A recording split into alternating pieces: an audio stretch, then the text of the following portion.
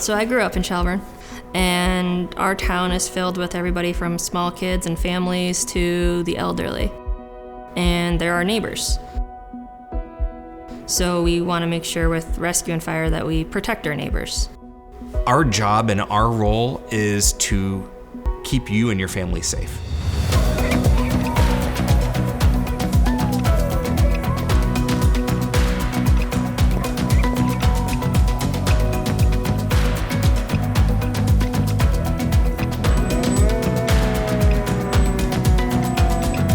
Our department is an all-volunteer department. We have 31 members right now, ranging in age from 17-year-old students to up in the mid-60s. Well, what's nice about volunteering with the fire service and the fire department here in Shelburne is we all learn our strengths and weaknesses of what we're capable of doing and what we're not. There's a range of things you can do in our department. You can become a firefighter interior, you can drive trucks, just be a pump operator. If you want to do marine stuff, you have the opportunity to work with a boat. Or if you want to just join the department and be an assistant administratively, you can be a treasurer or a secretary. There's a lot of opportunities for people to help the fire department or help the community and not just have to worry about running into a burning building. My job is to go into a structure fire, but whoever is waiting outside that door feeding hose for me to advance that line, their job is just as important, if not more important, because it allows me to do my job. They don't always need you to be the biggest person, because sometimes they need the smallest person to get through windows or get through the tiny spaces. I've never once been singled out for being a girl in this department, because when we're all under all our gear, we all look the same. We're all the hero. We're all doing it together, not one person. We are a team.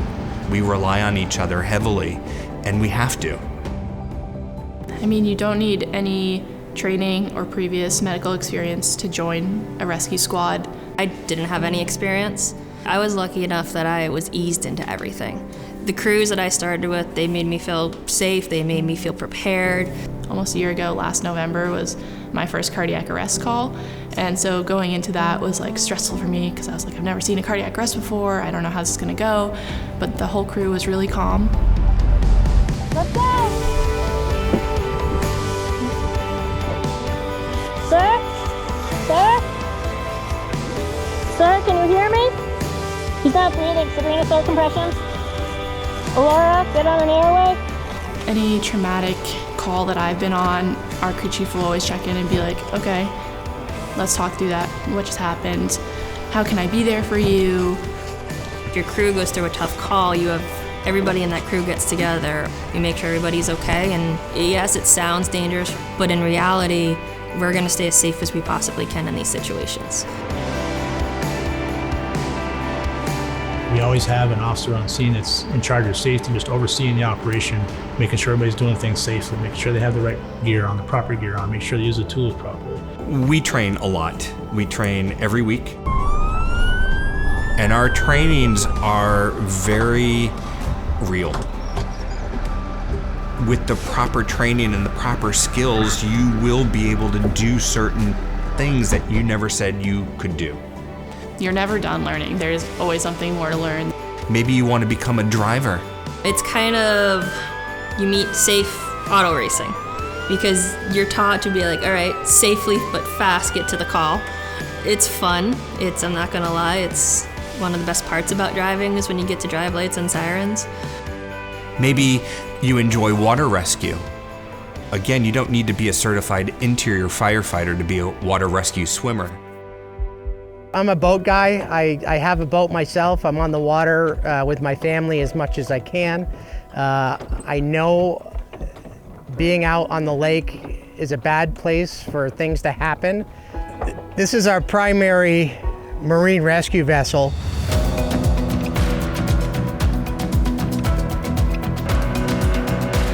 We have a smaller Zodiac that we keep at the station, but this 22-foot whaler is our lake boat, which lives at the Shelburne shipyard.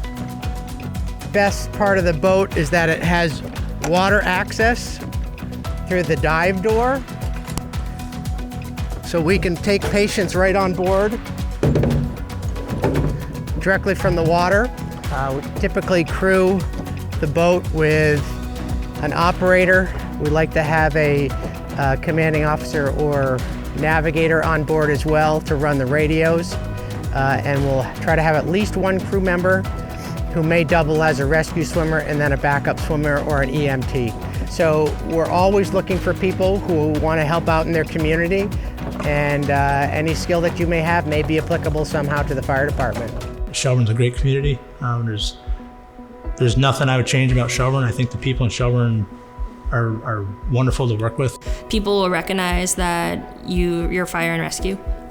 They might buy you a coffee that day, or they'll turn around and say thank you for taking care of your family member. We try to get out and do as much as we can with the public, make ourselves accessible, make ourselves visible so they know what we're all about.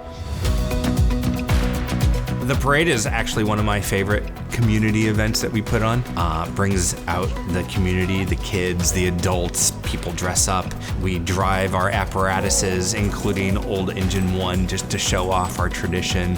And it's really just a feel-good opportunity to give back to the community and just let them know that we're here. Just getting to be there for members of the community is really fulfilling and gratifying, that even if it's just like for one individual person, that you have an opportunity to form a connection and make a difference in what is often like a very scary time in their lives if they're calling an ambulance.